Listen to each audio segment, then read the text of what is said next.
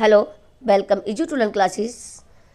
जैसा कि आप देख रहे हैं, टॉपिक से ही आपको पता चल गया होगा कि मैं आज आपके लिए बोर्ड परीक्षा की तैयारी शुरू करवा रही हूँ। तो आज का टॉपिक मैंने इसी आधार पर लिया है, आओ करें बोर्ड परीक्षा की तैयारी, कक्षा 12 हिंदी। इसमें आज मैंने जो आपका टॉपिक लिया है वो लेखक और कवि, उनका जीवन परिचय। ओके, क्योंकि ये जो लेखक कवि का जीवन परिचय ये 5 और 5 10 नंबर में आपका आएगा। 5 नंबर का जो जीवन परिचय वो लेखक का आएगा और 5 नंबर में ही कवि का। उसमें भी जो जीवन परिचय है वो 3 नंबर में होगा। ओके, और साहित्यिक परिचय ये आपका 2 नंबर में होगा। ठीक है, तो इस प्रकार से आपके ये 10 नंबर आपके बोर्ड परीक्षा के लिए बहुत ही ज़्यादा महत्वपूर्ण है, क्योंकि बोर्ड परीक्षा में या जो भी एग्जाम होते हैं उसमें एक एक नंबर की बहुत ज़्यादा वैल्यू होती है। तो हमें प्रत्येक नंबर की तैयारी करनी है, मतलब कुछ भी एक भी नंबर नहीं छोड़ना है। और सबसे बड़ी बात, हमें इसमें राइटिंग का ही बहुत ज़्यादा ध्यान देना होता है कि हमें अपने लेख सुंदर रखना है, लिखने में गलतियाँ ना हो किसी प्रकार की। तो इस प्रकार से मैं आज आपके लिए जो टॉपिक जैसा कि मैंने लिया है उसमें आपको मैं कवि और लेखक का जीवन परिचय करवाऊँगी। तो आज मैं जो आपको टॉपिक समझाने जा रही हूँ उसमें मैं इससे पहले वीडियो में मैंने एक्चुअली वासुदेव सर अग्रवाल जी का जीवन परिचय मैं समझा चुकी हूँ और साहित्यिक परिचय दोनों। लेकिन आज मैं जो आपको जीवन परिचय समझाऊँगी वो डॉक्टर हजारी प्रसाद द्विवेदी जी, हजारी प्रसाद द्विवेदी, और दूसरी हैं कवित्री हमारी महादेवी वर्मा। दोनों बहुत महान कवि हैं हमारे लेखक कवि। और जो महादेवी वर्मा है इन्होंने काव्य और गद्य दोनों में लिखा है। और सबसे बड़ी बात, जिन दोनों मैं महान हस्तियों को मैं समझा रही हूँ दोनों के लिए, इन दोनों का जन्म 1907 में हुआ है। ऐसा नहीं है कि डेट सेम हो, लेकिन जन्म जो सन है इनकी वो दोनों की 1907 है। तो इसको आप अच्छे से याद कर लें कि डॉक्टर हजारी प्रसाद द्विवेदी और महादेवी वर्मा की जो जन्म का जो वर्ष है वो एक ही है। यानी आज जिन्हें हम पढ़ रहे हैं डॉक्टर हजारी प्रसाद द्विवेदी जी, ये हिंदी के श्रेष्ठ उपन्यासकार, यानी बहुत बड़े ये हमारे लेखक हुए हैं। और इन लोगों का जो हिंदी के क्षेत्र में इनका बहुत बड़ा योगदान है। तो और दूसरी चीज़, जैसा कि आप अक्सर कहते हैं कि मैडम जो जीवन परिचय साहित्यिक परिचय होता है उसमें शब्दों की लिमिट होती है कि मैक्सिमम 80 शब्दों में लिखिए या 90 शब्दों में लिखिए। तो ये बात सही है कि उसमें शब्दों की लिमिट होती है। उसका मतलब ये होता है कि आप बहुत बड़ा ना लिखें, कई बहुत सारे पेज ना भरें, या उसमें लिमिट भरें। उनके मुख्य उनके जीवन में संबंधित जो बातें हैं या साहित्यिक से संबंधित उनका जो जीवन में साहित्यिक में उन्होंने जिस क्षेत्र में उन्होंने इनका जो योगदान है हिंदी के क्षेत्र में, उसको ही हमें इनमें लिखना है। हमें बहुत ज़्यादा इधर उधर बढ़ा चढ़ा कर उसको नहीं लिखना है। तो इस तरह से आप लिखेंगे तो आपको इसका आपका गलत नहीं होगा। जो मैंने आज का जो आपका ये लिया है जीवन परिचय, इसमें भी मैंने आपके बहुत ज़्यादा सटीक जो मेन उनके बिंदुओं को उनका ध्यान रखा है कि जो मैक्सिमम 80 शब्दों की जो लिमिट होती है उसका मैं ध्यान रखते हुए उनको मैंने लिखा है, जो आपके बोर्ड परीक्षा के लिए बहुत ही ज़रूरी है। दूसरी चीज़, हमें अपने राइटिंग का विशेष ध्यान रखना है। और जो पेन है आपको रेड पे तो मैंने लिख दिया है वो मेन हाईलाइट करने के लिए, लेकिन आपको ब्लू और ब्लैक दो का ही प्रयोग करना है। ब्लैक पेन से आप हाईलाइटेड शब्द या जो शब्द आपको अधिक शो करने उनको लिखना है, और बाकी आपको ब्लू पेन से लिखना है। ओके, तो चलिए पढ़ते हैं हम आज डॉक्टर हजारी प्रसाद जी का जीवन परिचय। पहले बता चुके कि इनका जो जन्म है वो 1907 में हुआ है। तो जीवन परिचय, हिंदी के श्रेष्ठ निबंधकार, उपन्यासकार व आलोचक आचार्य हजारी प्रसाद द्विवेदी का जन्म सन 1907 में बलिया जिले के दूबे का छपरा, देखिए 1907 में ये हाईलाइट किया है, दूबे का छपरा, ये गांव का नाम है दूबे का छपरा नामक गांव में हुआ था। इनके पिता का नाम पंडित अनमोल दुबे था, ध्यान कर लिए, पंडित अनमोल दुबे, और उनकी माँ का नाम था ज्योतिषमती। ठीक है, और संस्कृत और ज्योतिष का ज्ञान अपने पिता से इनके लिए उत्तराधिकार में मिला था। यानी इनके जो पिता थे वो संस्कृत और ज्योतिष के ज्ञाता थे, और अपने पिता से इनके लिए उत्तराधिकार में इनको ये चीज़ मिली थी, यानी उनके द्वारा इनको ये प्राप्त हुई थी। इनको भी संस्कृत और जो ज्योतिष है उसका विशेष ज्ञान था। सन 1930 में इन्होंने काशी हिंदू विश्वविद्यालय से ज्योतिषाचार्य की उपाधि ली थी। 1930 में ज्योतिषाचार्य की उन्होंने उपाधि ली है। और आप 1940 से 1950 तक शांति निकेतन में हिंदी भवन के निदेशक रहे हैं। क्या रखे? 1940-50 में, यानी 10 वर्ष तक के लिए। 1949 यानी जब इसी समय जब आप हिंदी भवन में निदेशक थे उस समय, यानी 1949 में आपको लखनऊ विश्वविद्यालय से डॉक्टर ऑफ लिटरेचर की मानव उपाधि से सम्मानित किया गया।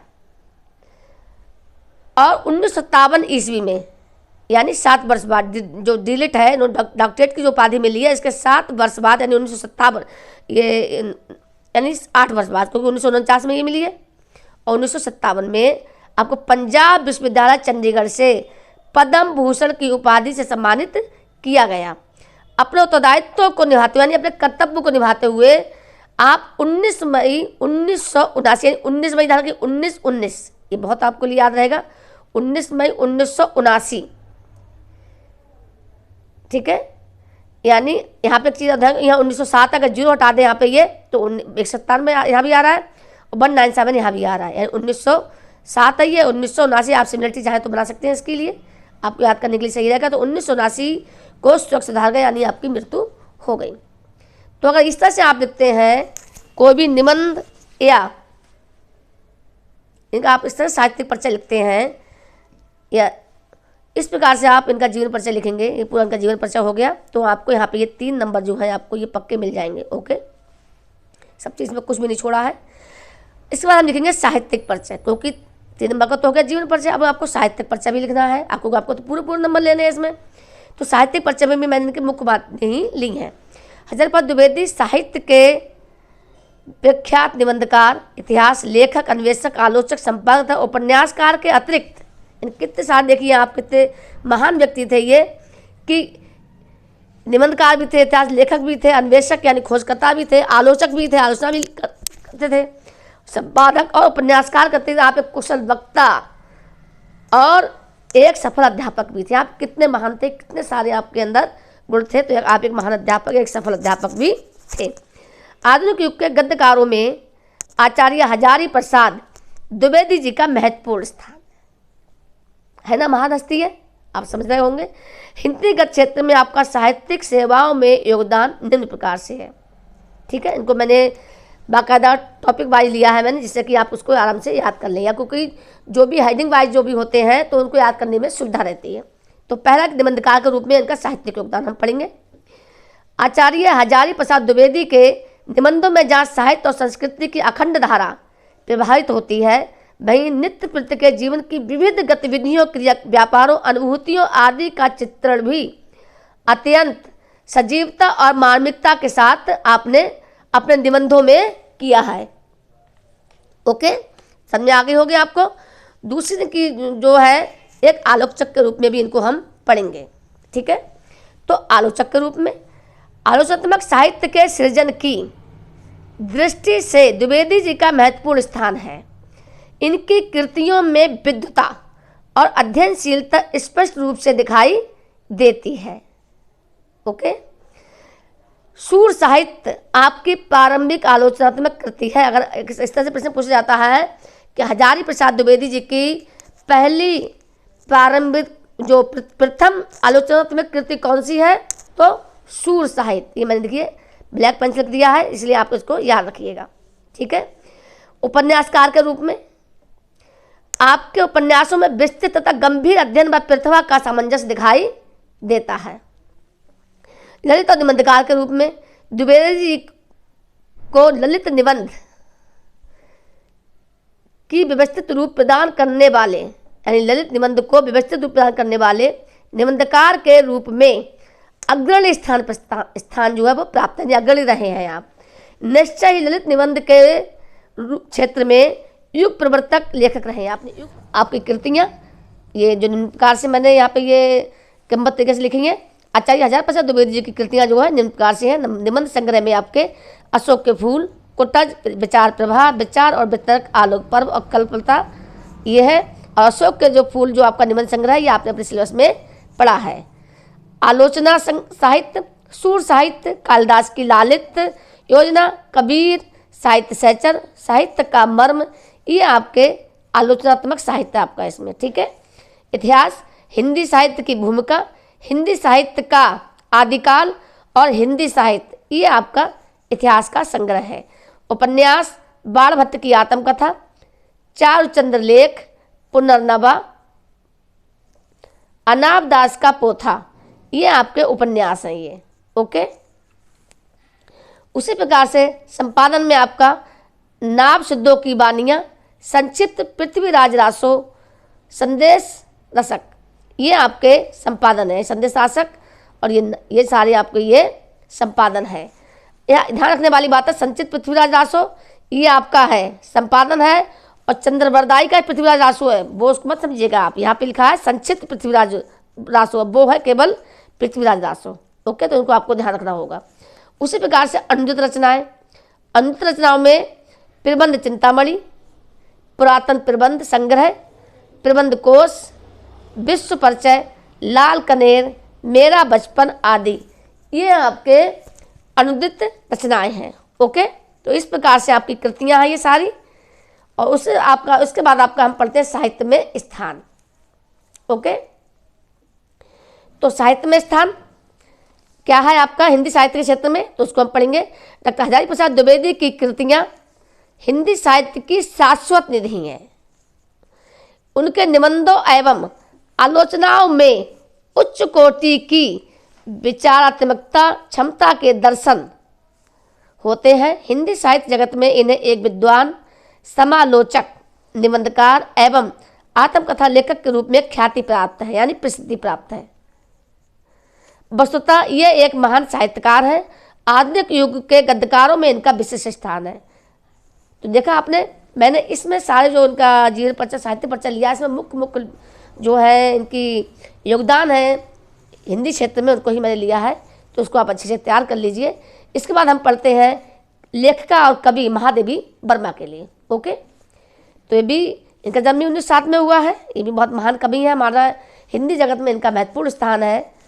तो और ये छायावादी कवि हैं, इसको आपको याद रखना है। कभी आ जाता है कि छायावादी कवि को लिखिए, तो महादेवी वर्मा छायावादी कवि हैं। ओके, तो इनका जीवन परिचय पढ़ते हैं।